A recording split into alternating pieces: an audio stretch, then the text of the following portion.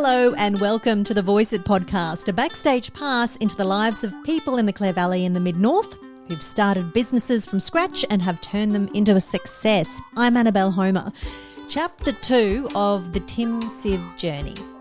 In the first instalment, you heard about Tim's family's mission to escape the Khmer Rouge regime in Cambodia and their trek through the jungles of Cambodia to the Thai border and the horrors that they faced during that 2-year experience. Then their life in Australia and the challenges surrounding racism, poverty and bullying. But through sheer determination and hard work and support from their local church, Tim and his siblings were granted a good education, giving them a chance to get out of poverty and experience a better life. I've always had this motto of it's better to try and fail than to fail not trying. In this episode, you'll hear how Tim embarked on a career in pharmacy and how he built this empire of chemists across the Mid-North and what drives him to keep growing the business. Also, we get an insight into his personal life and meeting his partner Megs and how his family has grounded him. And then we head back to Cambodia, where Tim has, for the past 12 years, been giving back to the country that was torn to bits all those years ago, through his work with New Hope Cambodia. Enjoy the second part of the journey with Tim Siv.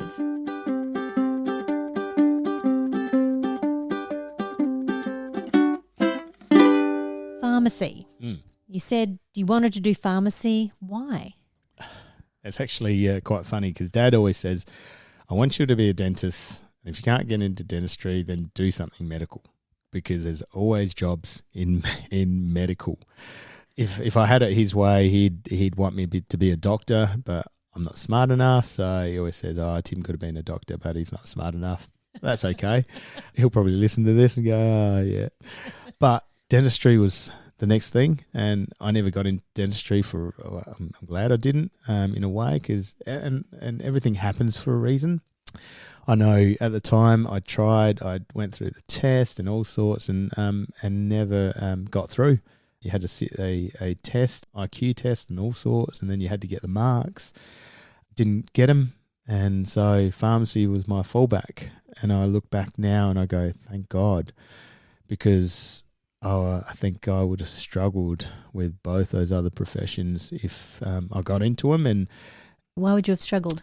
I think having seen what I've done with businesses now, always been a real business sort of person. Even from a young age, I remember taking the lawnmower out and going up and down the street with my little brother and trying to mow lawns and charge them for them. And so creating small businesses even as a 10, 12-year-old through the street just to try and build some income. But entrepreneurship is one of those things I love to push the boundaries of other businesses other than pharmacy. Well, let's take a step back. So you studied pharmacy, first job out of pharmacy. First job out of pharmacy, my full-time job at the Kilkenny Arndale Shopping Centre, literally 10 minutes up the road where we lived. So we lived in Angle Park and Arndale Shopping Centre was literally in Kilkenny. I worked at it's quite funny, a Terry White chemists back in there at the time. So it's come back to me. And I worked there for about 12 months. I was bored. I remember doing a placement during my pharmacy degree at Strathalbyn, right, as a student placement, 8 weeks. It was pretty. It was just rural pharmacy at its best. The pharmacist I had there, Mary, she showed me what pharmacy should be all about. And it was about community, and it was all about relationships, and it was just had a beautiful sense of what the profession was about. When I was working at Kilkenny, I didn't have that. Like I said, I was bored. I was like, this is not what pharmacy's like. Everyone was a number and there was no relationships, and people didn't really appreciate you as a pharmacist and the amount of information you give them and the time spent. So I started looking around and I saw an ad in the paper for a pharmacist manager in the Clare Valley. I was like, I'd been to Clare on a gourmet weekend previously during uni. I had a good friend of mine whose dad owned the Bentleys, and I remember it was such a beautiful, awesome weekend. So I sort of knew Clare. I thought, why not? Get out of your comfort zone. Otherwise, you don't grow. So I applied for the position, met with the owners at the time. There were 5 partners in this business. And so I came down the Clare Valley. I was like, wow, I'm going to move out of home, comforts of home, everything else, and I'm going to move to a country town where I've got no idea about what I'm going to expect. So both your older brothers had fled the nest? One of them's still at home and the other one's sort of moved out. So one was an architect and the other one was an engineer. engineer. So Mark was an engineer. I think I need to stretch my wings and see what happens. Came to Clare, remember renting a place in Clare on the main road, still see it now, and I thought, I'm going to give this a go. I remember at the time I had 4 staff members. I come to a new township. First thing I got asked was, do you play football? Yeah, I actually do play football. I've played footy all my life growing up as a kid. So you had that connection in Clare straight away. Yeah. So I had that connection. People were like, wow, let's get you sorted.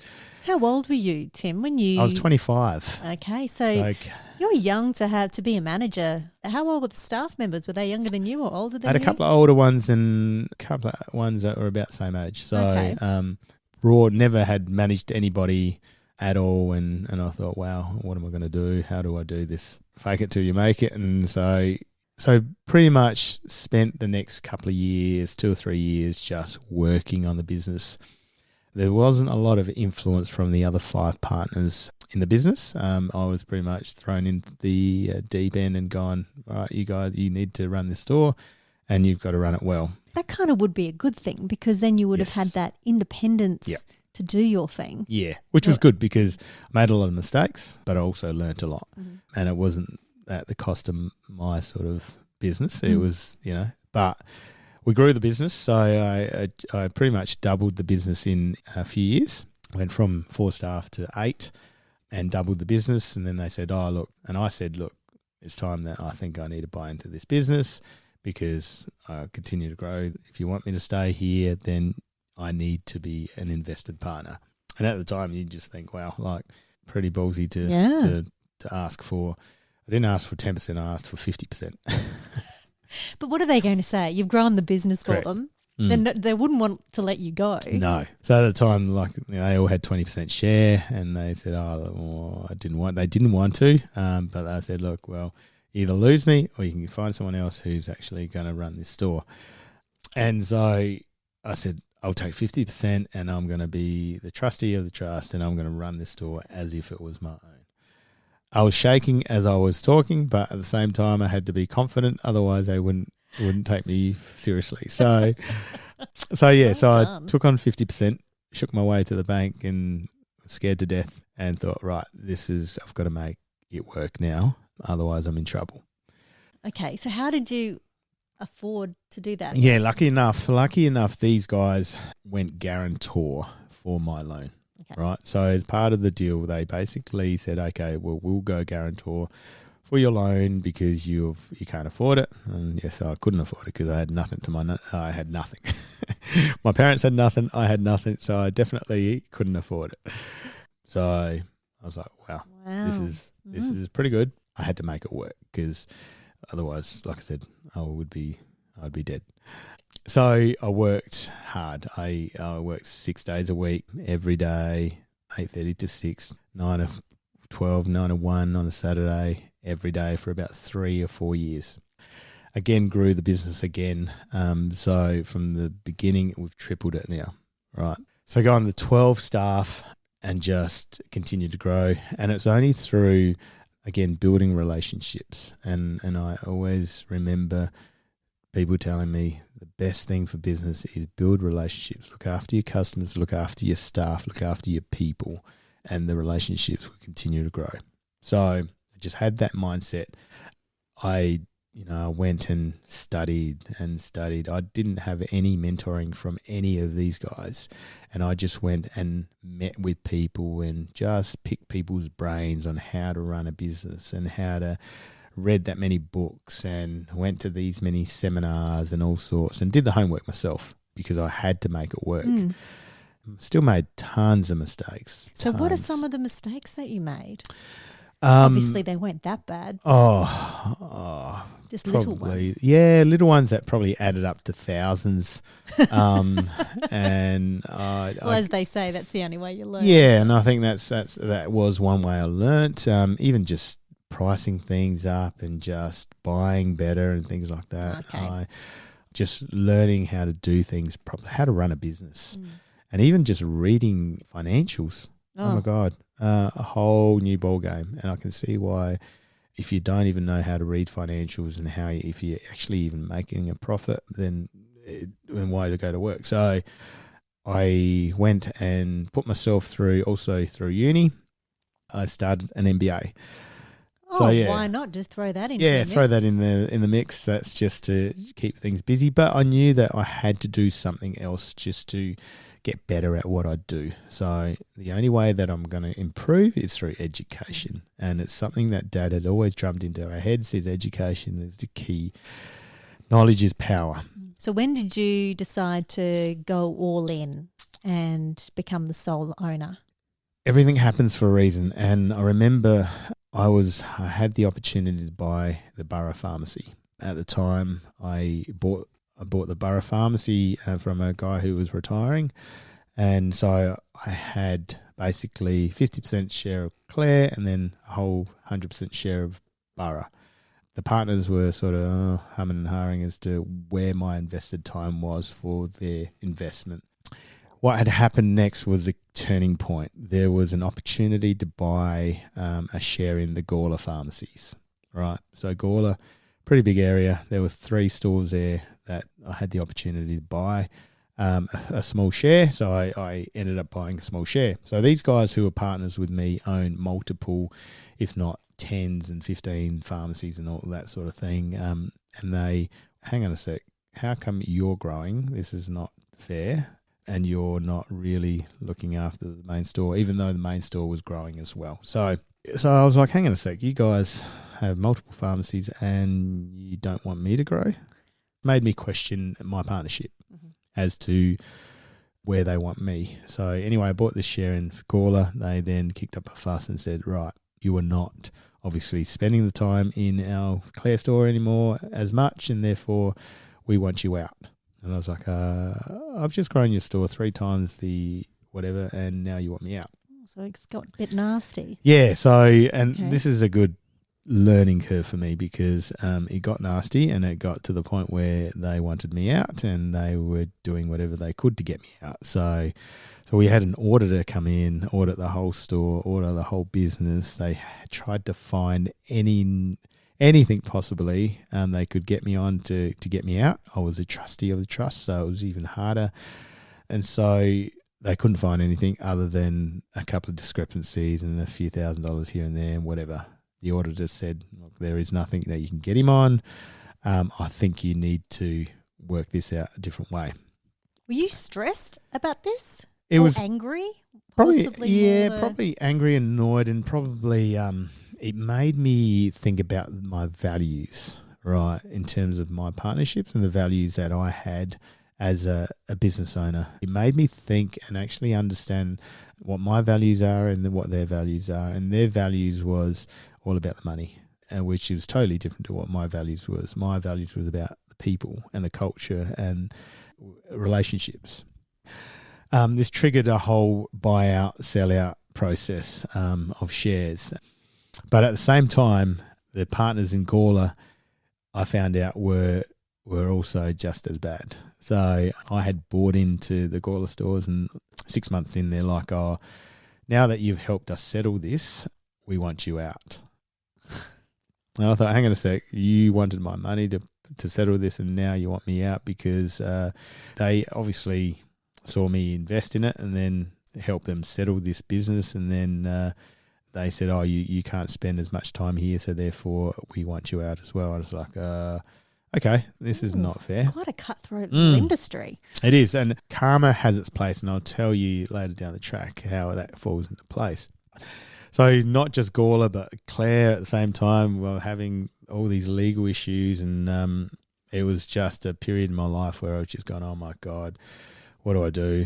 And at the time I had a guy, he was my life coach and business coach.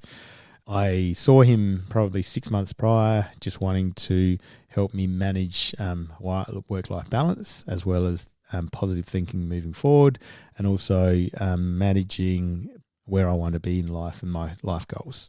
So he was he was like this angel that came, and he was a big part of that process in terms of that support to me. I would just bounce things off him and say, this is what's happened. What do you think? And he was always saying there is a win-win to everything, Tim. Just create that win-win and keep moving forward. Don't walk away with a win-lose because it's not good. Just win-win the whole time. So I had shares in other stores with these partners in Clare, in Hope Island in Queensland, Khmer City in Taree. I had small shares in all of these places. I did a share share swap. I said to these guys, we need to create a win-win. As much as you hate me and I hate you at the moment, we need to create a win-win, because at least we can walk away from this without all being burnt. One partner bought a share in Taree, who then sold his share in Clare to me. And then I sold my Hope Island with his share in Clare. So I eventually came to the point where, I probably paid a premium, but I didn't care. I wanted to move on. So I got Clare 100% on my own moving forward, allowed me to go, right, I can do whatever I want with this business now. The Gawler situation, these guys made me sell out at a discount, 20% discount. And I thought, if you guys are going to be like that, good luck to you. Karma will have your place. And later down the story, Karma did come out and bite them on the bottom. I sold out a Gawler. So you're going to keep me hanging with that one. You're not going to tell me what's going to...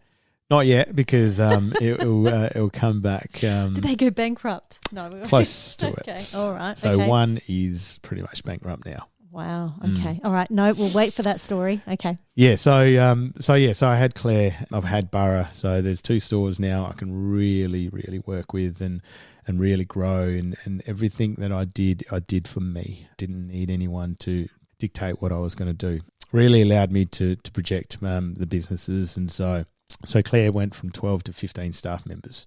Borough went from 3 to now probably 6 staff members. I knew the Barossa Valley was where I wanted to go next. I had been working on a guy at Anguston. He was wanting to retire, sort of semi-retire. I approached him, worked on him for about 2 years, just meeting up with him, catching up and just building that relationship I always talk about. Eventually, we came to an agreement. He said, look, I'm going to sell, but I'm going to sell at premium. This is what it is. And so I said, bite the bullet. Let's do it. This is our next step to the bigger goal of the next stores. Took on Anguston. So there was probably about 8 staff members there. So 8 staff members, new team, changed the whole way we did things. This was a store that was sort of run by a certain way by someone who was going into the end of his career, compared to a young new guy who has to make it work, otherwise he's dead. So I put a lot of time and effort and invested a lot of money into this store to get it going. So, and it's going now. It's going amazingly.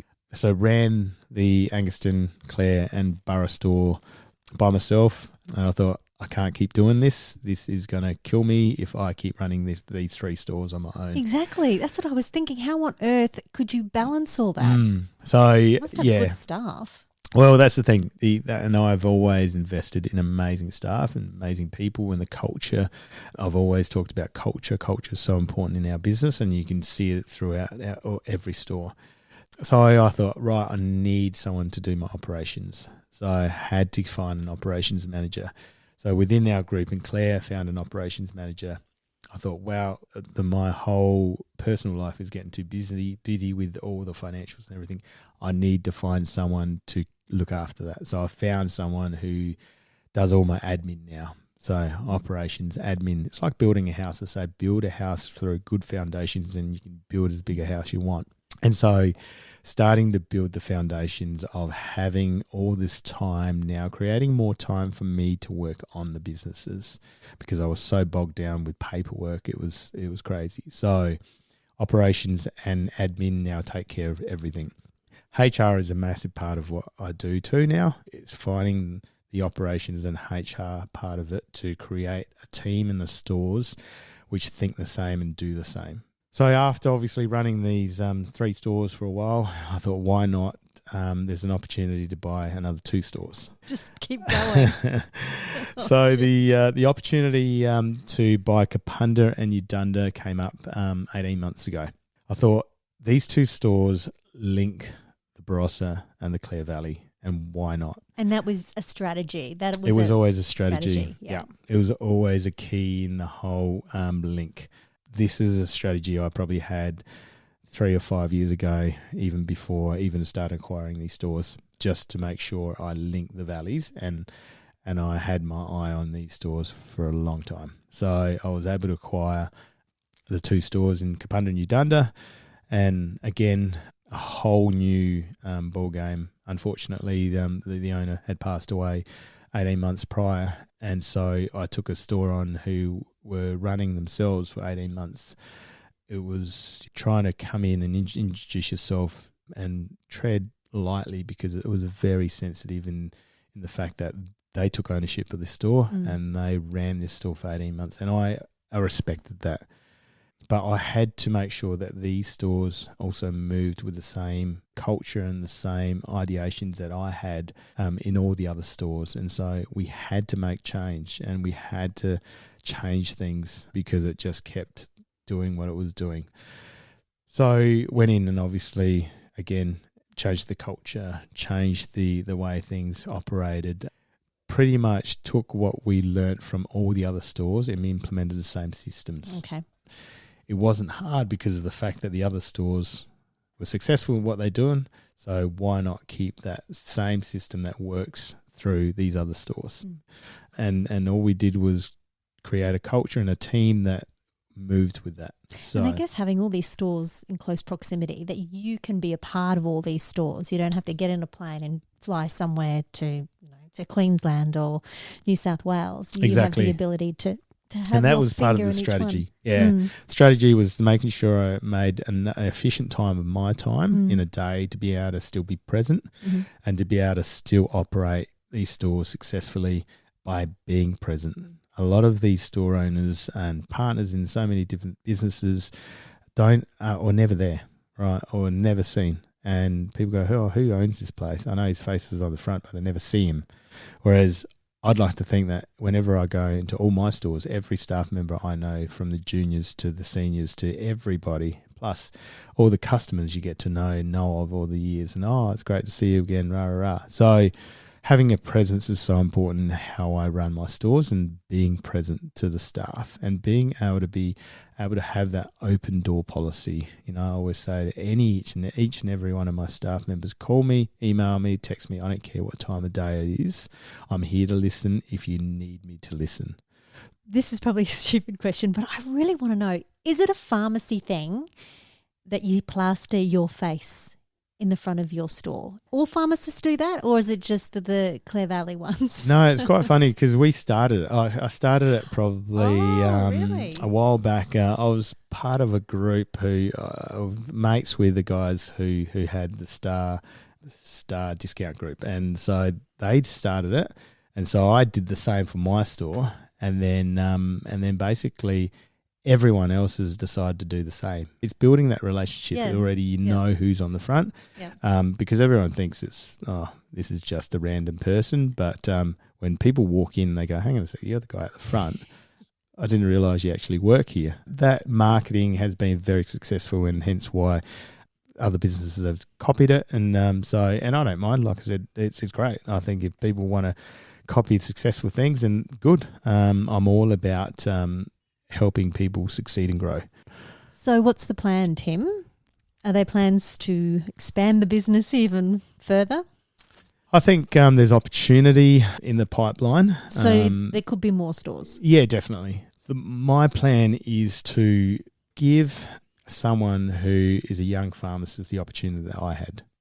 My goals down the track, and, I guess my strategy moving forward as part of my stepping out of the business, not stepping out, but helping another young pharmacist who I see has the same values as I have, had the same work ethics that I have the same sort of thinking as I do, help them into ownership. I want to take on young partners, and I want to take on the ability for them to not make the same mistakes as I did. So teach them from the start how to do things and how to be a successful business without making all the things I did, because I'd never had that opportunity from a mentor. And so to be able to mentor them through that and save them thousands.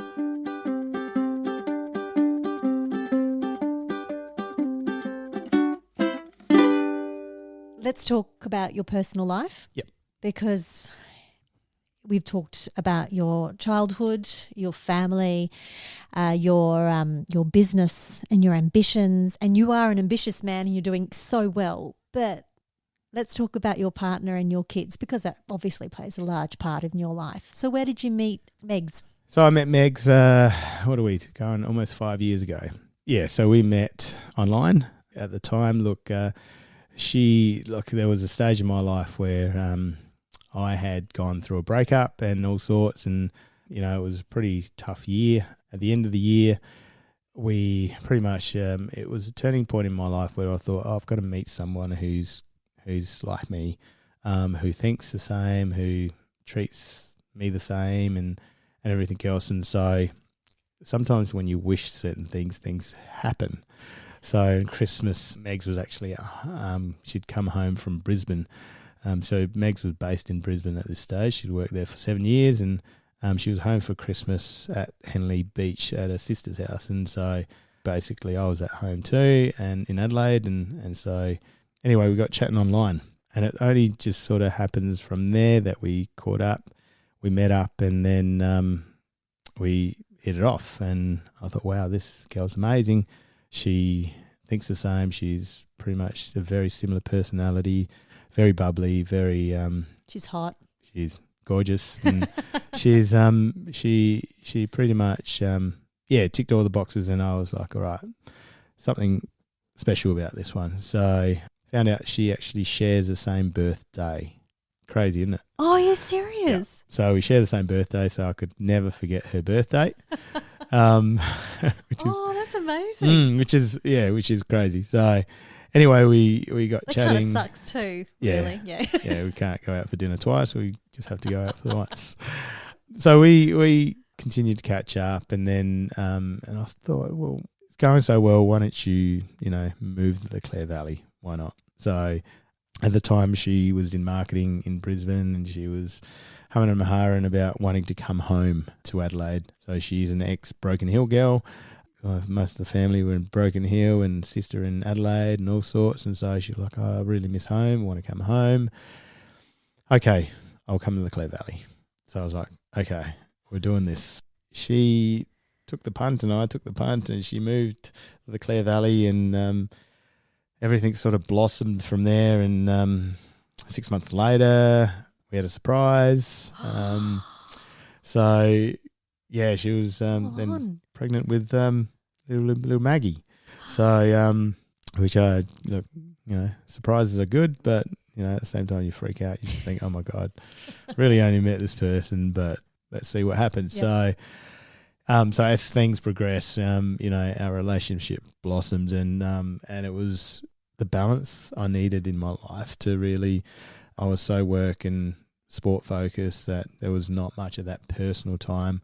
Having her in my life has really made me think, and even having the kids now, to think, okay, that work-life balance is so important, and what am I building this business and all these things for? And everyone wants to leave their kids with something or leave a legacy or things like that, and that's what I want to do, is leave a legacy.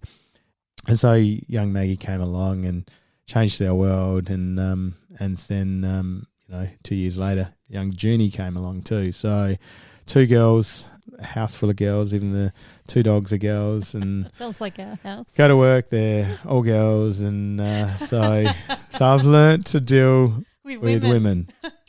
Lucky enough, like I said, that I'm very patient, and I'm very lucky enough. Look, I get along with women, so and I guess they are a big part of my life, and I wouldn't have it any other way. Girls are what keeps me grounded. I come home, even after a solid, stressful day or a long day, and when you hear Daddy Oh, daddy's home, or daddy, everything that you worry about goes out the door. And it just changes your mindset so much to go, wow, now I can spend, it might be 2 hours with them, not even thinking about work or not thinking about anything. And so they keep me grounded for the fact that they stop me from thinking about work or thinking about anything else. And that's what changes my mindset. Where do you see yourself in 10 years' time? I had this same conversation with a friend of mine on the bus yesterday. Look, we talked about retirement, and I said retirement to me is doing the things I want to do when I want to do them.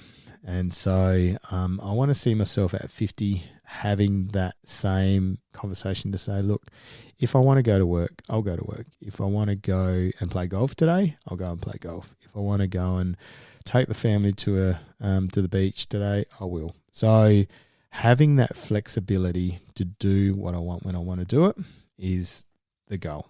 So setting yourself up. Correct. Yeah. And setting myself up to have that flexibility, because growing up, I know my parents never had that.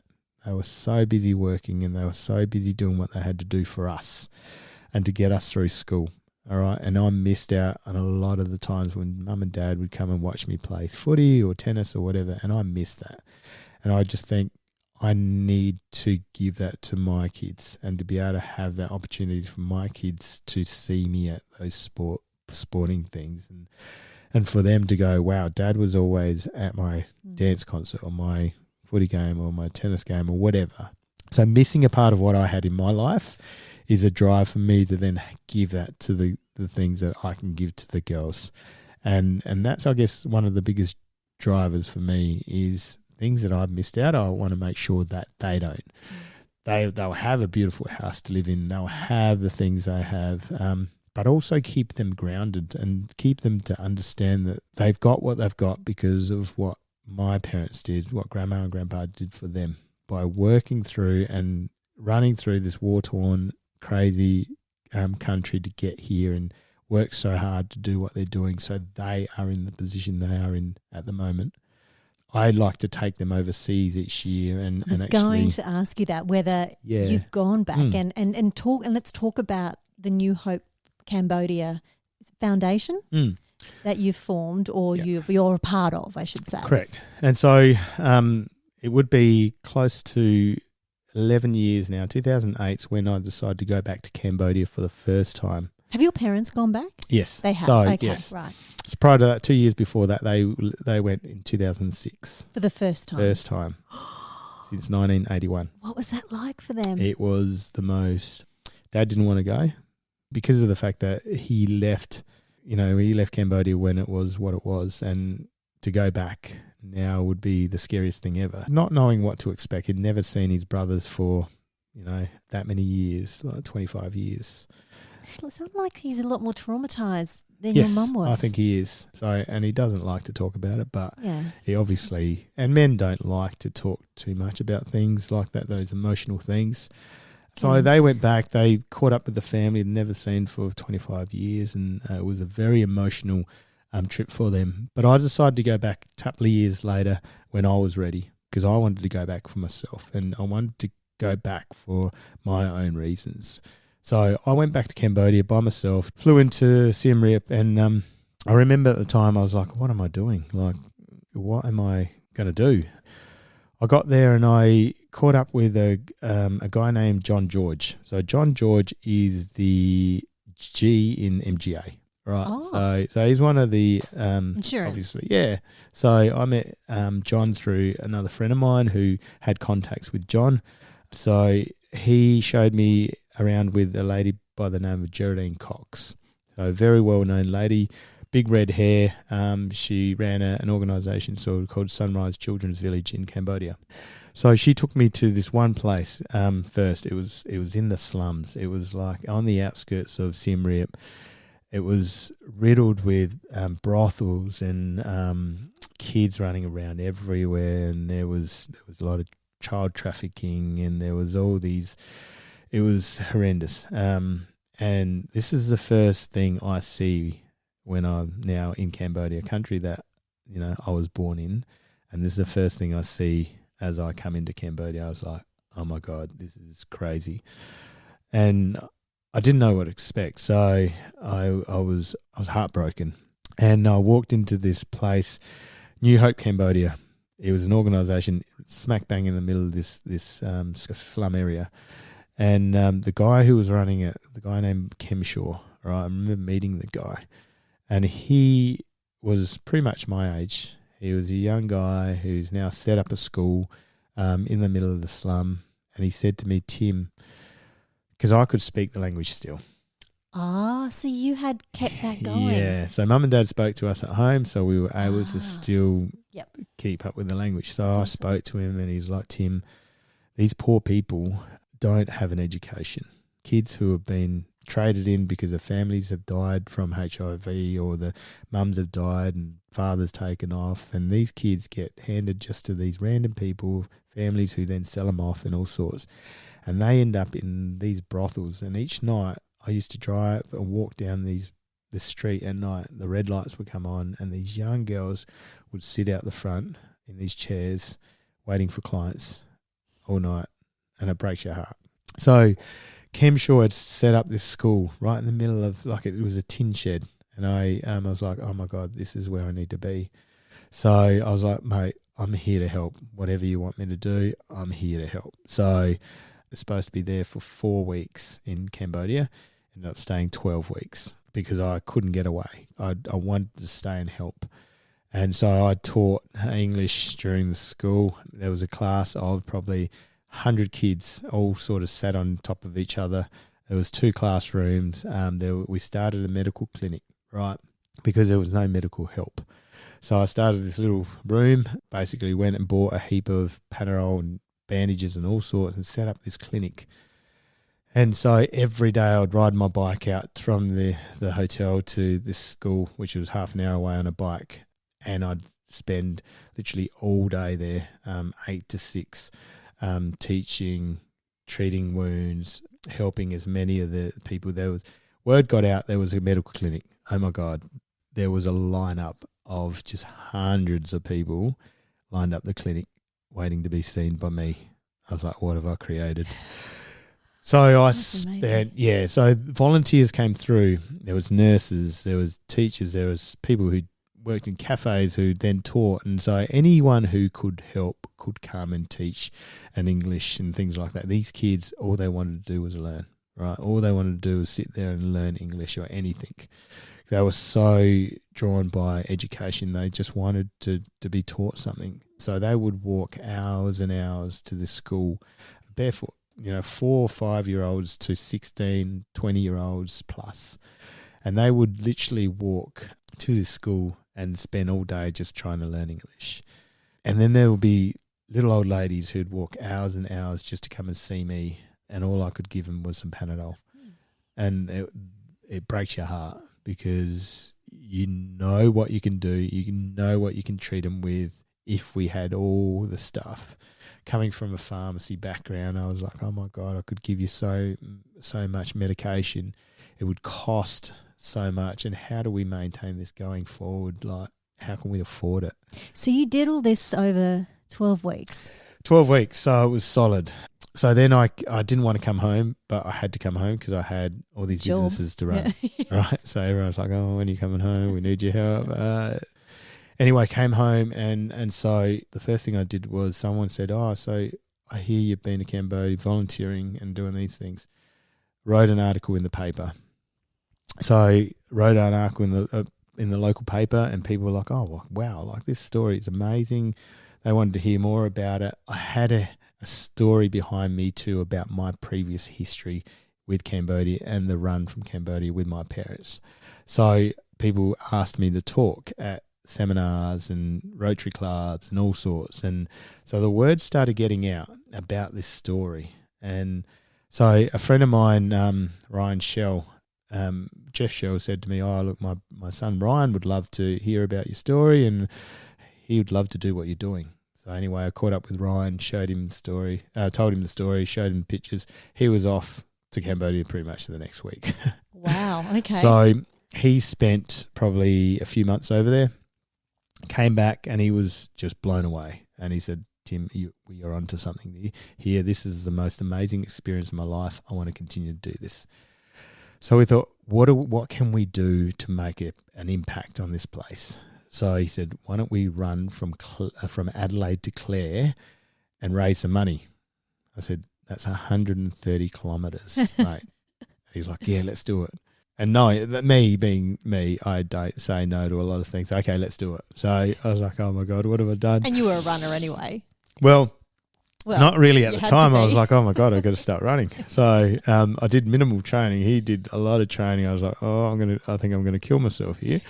And I thought, you know what, if my parents can walk what they did and have survive what they did for so many, it's running from Adelaide to Clare. That wouldn't be that hard. So surely I can do it. So did minimal training, which is really silly, but we did it. So over 5 days, we went from Adelaide to Clare, stopped off every part of the way from Gawler to Kapunda to Riverton and then to Clare. So pretty much over 5 days, we pretty much did 130 kilometres, raised $20,000, right?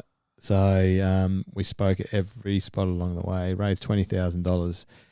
Now we took that $20,000 and took it back to Cambodia, and we bought a piece of land.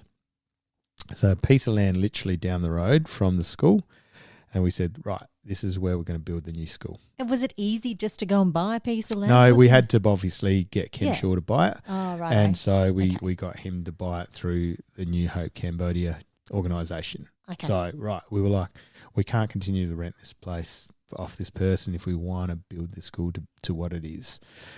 So we started this school. We bought the land, and we were like, wow, this is all starting to come together. Rotary clubs got involved. They started donating money. All these organisations started donating money. All of a sudden, there was a 3-story building built for this school. Amazing. Wow. Next to it was an old house that Kem Shaw had turned into a restaurant, a training restaurant. So we wanted to build and teach people skills, right? Skills and education. Next door to that, we started to build a medical clinic. So skills, education, and make sure their health is good. So they're the 3 key things that we said, look, will help people break out of this poverty cycle. And so kids were coming from everywhere all of a sudden to school. Everyone was coming to this training restaurant, learning obviously skills to cook and then get a job as a chef at all these big hotels and restaurants and things for the tourists. So all of a sudden you see this cycle happening. People are coming through. These kids are coming out of prostitution. The kids are actually getting an education. These kids are actually breaking out of this poverty cycle. We went from 100 kids to 1,000, over 1,000 kids. And it was like, oh my God, what do we do? This is getting out of control. So we had to start setting up a board, and we started setting up the organisation so it became a proper organisation. And so this thing evolved into I came back to Clare and started talking to a few people, and then they were like, oh, we should get the school involved. Mm-hmm. So the high school Clare involved. High School. Mm. And so the Clare High School got involved, and they were like, oh my God, this is amazing. Let's do this. So I remember turning up to their first one in Cambodia, and these Clare kids coming out of Clare into this crazy third world Asian country, even just crossing the road was scary, right? So you can imagine there's a fish out of water. It's like, guys, please do not stop when you walk across the road, otherwise you will die, because the traffic is crazy. But I remember them coming, and they spent 2 weeks, and they spent a week at the school, and then they spent a week building houses for their poor families. And the change that I saw in these kids from the start, and then the change that I saw them at the end, is amazing. That shift in the way these kids were, the compassion that came out of them. That I don't think any one of those kids probably cried every second day because of the impact they were making, and also the what they saw. And that's what was such a shift, is their mindset was just like, oh my God, we appreciate so much more when we go home because we have food, we have education, and we have great parents that look after us. So for them to come home, they just told everyone, and they just told their mates and their friends and everyone else. And so the school adapted a program to send then the high school kids over every second year now to New Hope Cambodia. And I think that's where the shift is going to happen with a lot of the kids here, just to help them expose and just have them to appreciate what they have by seeing how lucky they are. So is New Hope Cambodia, is that now considered an international sort of aid organisation or charity, or is it still quite small? It's still considered like a non-government organisation. Okay. So only through donations and help and all that sort of thing is where they get their funding to survive. At the moment, they've got, obviously, with the pandemic, it's so hard, and they're just on dire straits. And literally sitting on the board, we have board meetings to work out where we go from here in terms of how we survive. No tourism in Cambodia at the moment. So the whole country is absolutely in dire straits. There's that much poverty, and there's that much, it's so bad at the moment. So to be able to get back to the norm again would be so important. But I know they're sponsored by an organisation at the moment that may just keep them afloat just through this time, and hopefully when we ride this out, we can get back on board and get everyone over, helping and doing all the things that we did prior to COVID as well. So worried, but I know with the help and the support, and also just the we've come so far with it, we can survive this and we'll get through it, and we will. How many years has it been since you started it? 2008 is when I went over, and it's now, 2022, so 12, 13 years. Yeah, so it's such a shift for so many years of how many times it's changed itself in so many ways, and just chopping and changing to survive. You've done some remarkable things. You are 43 years old. You're 43 years old.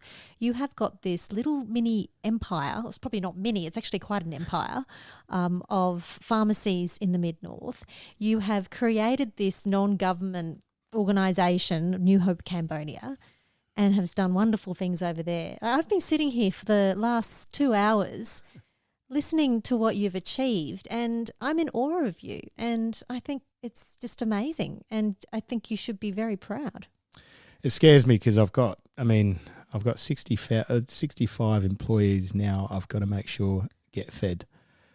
So you should, yeah. So it does make me think, like, I've got to make sure I succeed, because if I don't succeed, there's 65 families, right, who will struggle without a job. So you feel the pressure. Absolutely. You've got the stress and the pressure that follows with so much responsibility. Yeah, it does.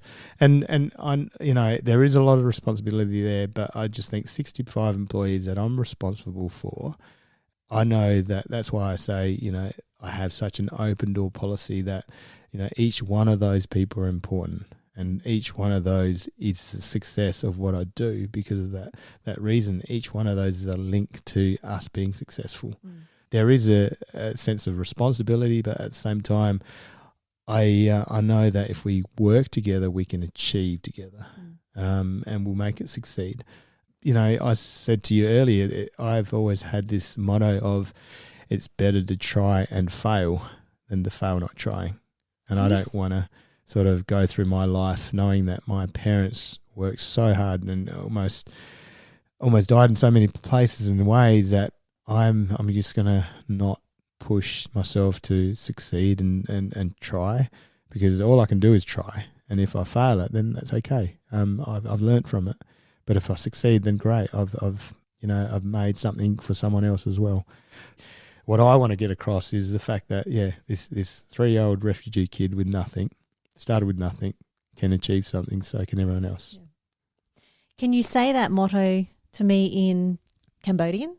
Unfortunately, my Khmer is very much like a 3 or 4-year-old Khmer. Everyone says whenever I go to Cambodia, you sound like a 3 or 4-year-old. Oh, really? Well, to me, it probably won't make any difference. So. I know, but all the Cambodians listening will go, no, he doesn't know what he's saying. And especially my brothers, they'll go, he's the worst Cambodian ever. He's actually not very good at it at all. I keep getting told that. I still have a crack. I still have a go at it. I couldn't actually piece that for you. All right, so why don't we say whatever you like. I can say, Knyom Chmo Tim. My name is Tim. You Knyom Sasa Bay. So I'm 43 years old. So wow. Very, very, like I said, very much like a child Khmer. And everyone who's probably listening and knows Cambodia is probably laughing their heads off. And that's okay. You know, like I said, I know I'm not great, but I'll give it a crack. Tim, I've loved your story, and all I can say is, wow. I'm speechless. I really don't know how to finish this interview because I seriously don't know what else to say. Thank you for taking the time and telling me and everybody else your story. No worries. And like I said to you, Annabelle, this is something I've had, I wanted to share personally for a long time, even to my schoolmates and everyone else. But the impact I want is to be able to show people that and tell people that, they can do anything they want. Everyone has the ability to do anything they want with their lives. And I'm just a small fish in a big pond. And if I can do that, then anybody can do it. Tim, thank you so much for telling your story. It just blew me away. And how wonderful that his mum is capturing all that history for future generations to come. If you want to find out more about New Hope Cambodia, check out the website newhopecambodia.com. All the details are in my show notes. As Tim did mention, the organisation is really struggling for funds because of COVID. They have had to close many of its programs, resulting in 50% loss of income to the many people that work there. So any financial support is greatly appreciated. If you enjoyed Tim's story, please share it. It's a remarkable journey that needs to be spread far and wide. And if you've got a spare moment, please rate or review or comment on any of the social media links. I'm Annabelle Homer, and just to finish things off, a little bit about me. I'm a podcast producer and host. I have the privilege to listen and share people's stories for a living. I'm based in the Khmer Valley and absolutely love it. I also produce audio memoirs for families and run public speaking skill sessions for corporates, adults, and future school leaders. Thank you so much for listening to the Voice It podcast. I'll catch you next time.